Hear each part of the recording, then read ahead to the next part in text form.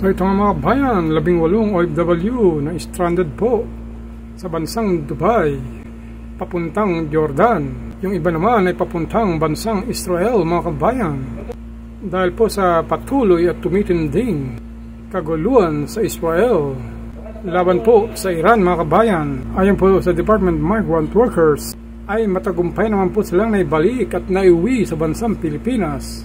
Dahil nga po hindi sila pwedeng tumuloy nasabing mga bansang naapektuhan ng kaguluhan mga kabayan. What's po ang mga balita na may kaugnayan sa sitwasyon ng ating mga kababayan sa Israel, kung saan ligtas na na-repatriate ang 18 overseas Filipino workers o OFW na na-stranded sa Dubai matapos maipit sa tumitinding sitwasyon o tensyon sa Middle East. Well, balik Pilipinas na yung 18 na overseas Filipino workers na na-stranded sa Dubai dahil sa tumataas na tensyon ngayon sa gitnang silangan.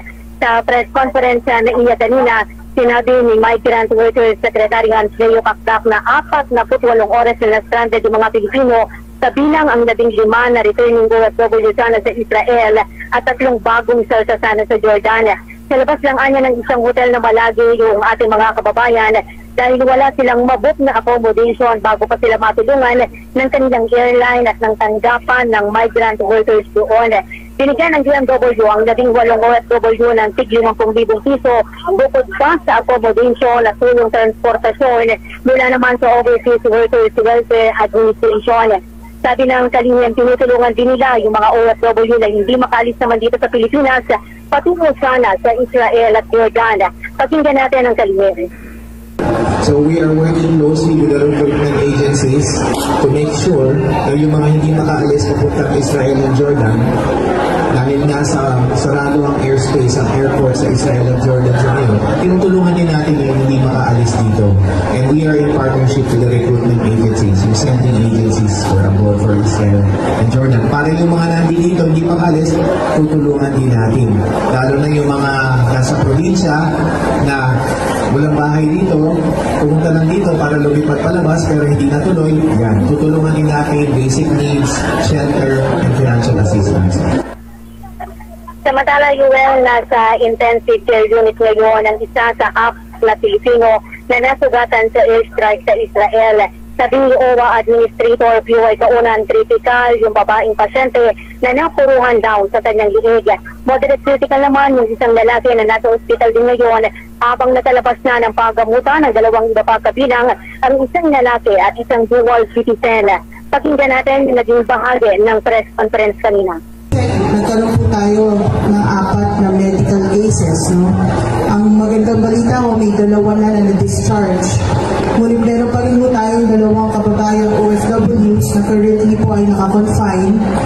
At ito po, no, led by of course the efforts of our Philippine Embassy sa Israel at ang team ng DMW at OWA, kami po ay nakamonitor at handang magbigay ng assistance. No? And hindi lamang po sa kanila, we're also contacting their families. Well, sa ngayon, yung sa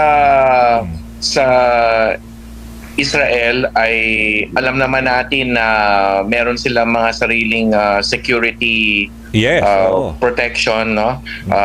Yung Iron Dome na tinatawag at iba pa mga means at kaparaanan, sanay na sila, no, in terms of securing the safety of their citizenry, including our OFWs. In terms of mga provision ng mga shelters and mga protocols, mga air sirens to notify the residents, the people in the state of Israel. So far yan ang nananaig and so far wala namang reports ng OFWs adversely affected. However, we have heightened yung monitoring and alert ng ating Middle East Help Desk. Tinatag na ito nung October 7 pa nung umatake ang Hamas sa Israel, sa timog ng Israel. And ayun, so meron tayong 1348 hotline co-shared by OWA, so we're thankful to Admin PY Kaunan and the OWA. So in tandem with OWA, we take in any kind of request for assistance from the OFWs or OFW families through the 1348 hotline kung nasa abroad, +632 1348 Okay, so as far as Israel, medyo okay naman sila in terms of security. Pero yung may mga trabahador din tayo sa Iran. How are they naman? Sa Iran, nakadaupalad ko, naka-message ko actually, si Ambassador Manalo sa Tehran at sabi naman niya, again, wala namang adversely affected. Konti lang ang OFW sa Iran. Karamihan Ilan ba, sir? Kasal sa Iranian. Ang estimate, subject to further validation or verification, is around 30. So, hindi gano'ng karami. 30. 30 lang? Okay. Kaya, hindi gano'ng karami. Hindi katulad nung dati. Hindi katulad ng mga 40-50 years ago. So, kumonti na rin ang OFW sa Iran. But nevertheless, we are still monitoring the situation at yun nga, nakapag-exchange kami ng messages ni Ambassador Manalo in Tehran at we both agreed na magsanib puwersa ang DFA at ang DMW, OWA, sa panahon ng kung kakailanganin lang naman ng repatriation ng 30 or so na OFW sa Iran. Yung 30 lahat sa Tehran? Sa Tehran sila, sa capital? As far as we know, yes. Okay. Mga skilled workers sila. Alam natin naman na targeted ang attacks sa Tehran, sa Iran, di ba? Sa Iran. Sa mga kung saan yung merong di ba? Yung kanilang mga military base, di ba? Yeah. So, targeted. So, wala naman tayo nakaano doon. Hindi natin nakikita yung potential danger for them. Yes. Okay. Pero doon sa Israel, ma-follow up ko lang kasi napupunta rin ako sa area. Yung portion ng Haifa, marami tayong workers doon. Kasama ba sa Iron Dome yun? Well, as far as we know, the entire state of Israel is secured by the dome. So alam natin na merong protection nga. Yung sa Haifa at sa iba pang bahagi sa Tel Aviv, alam natin na nagkaroon din ng missile attack doon, but nevertheless, again, situation is contained, no? Yung lugar na inatake at wala, again, sa awa ng Diyos, of course, we continue to monitor the situation, but so far walang adversely affected na OFWs. But again, nevertheless, we are looking at opening up the lines of communication. Ang isang nakikita nating area na pwedeng tumulong, Sir Danny, itong mga nasa stranded gawa nung sa Gaza? Nung pagsara ng airspace. Okay. So halimbawa sa Israel, sarado ngayon ang Ben Gurion, although alam natin international na airport, so alam natin na although may plano naman buksan daw uli, but so far walang makapasok, walang makalabas. Sa Jordan is the same. So we have started started assisting. So for instance, merong galing akong Dubai. Kakalan ko lang this morning from Dubai. And yung merong 3 doon na stranded, as far as we know. There could be more, but we're finding out na ipapunta sila ng Amman, Jordan. Okay. Pero transit nila is Dubai. At dahil hindi sila makapagpatuloy dahil sarado ang Jordanian airspace, uwi muna sila. Sila sa Pilipinas. So, tinulungan sila at ito, sasalubungin na tomorrow, 15. No? Okay. Ngayong araw, darating yung 3 na tinulungan natin na stranded sa Dubai for hindi naman nagtagal doon dahil natulungan naman agad.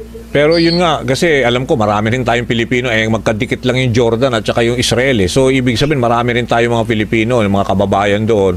So pati pala sa Jordan yung airport, sarado? Aside sa Ben Gurion airspace, yes, because of the as I understand it, based on the announcement of the Jordanian government dahil nga sa posibleng daanan ng mga missiles at ano pa man yung kanilang airspace ay sinara nila. May threat, apektado ang flights and pati yung mga may planong magbakasyon doon from there.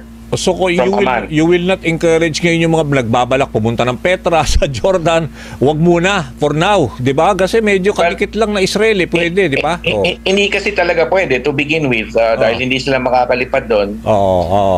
And eto nga pati yung mga nagagaling doon. Yung mga nagbabalak nga sekretary umalis ngayon na gusto pumunta ng Jordan, wala na muna yan, i-move back na yan. Kasi nga may threat, delikado. Walang flight going to Jordan. So, yung mga may plano naman magbakasyon doon, from there, dito sa Pilipinas, hindi rin, So, hindi rin makalipad yun. So, tinutulungan. We are reaching out to the Filipino community there. Merong mga hotlines naman, May hotlines naman yung ating embahada sa Jordan at yung Migrant Workers Office natin. Inanunsyo na natin ito sa ating webpage. At yung patungkol naman po mga kabayan sa mga cancel flight sa GCC country, ay totoo yun mga kabayan, pero hindi po yun naka-specific para lamang sa mga Pilipino, dahil hindi lamang po ang mga Pilipino ang nagta-travel sa mga GCC country. May mga ibang lahi rin mga kabayan, at hindi rin naka-specific ang mga cancel flight para sa mga aeroplanong papauwi ng Pilipinas, dahil po ang binabanggit sa advisory na ito, some flights lang. Meaning po ay hindi lahat ay cancel ang mga flight. Ang mas maganda pong gawin natin mga kabayan, itanong po natin sa mga airlines kung cancel ba ang mga flight ninyo, lalo na po yung may mga connecting flight sa Dubai papuntang Israel at Jordan. Wala naman po kayo natatanggap na email or tawag galing po sa inyong mga airlines, wala naman po kayong dapat ikabahala. Pwera lang kung pupuntahan ninyong mga bansa ay mga bansang direkta kung saan po nagkaagulo mga kabayan.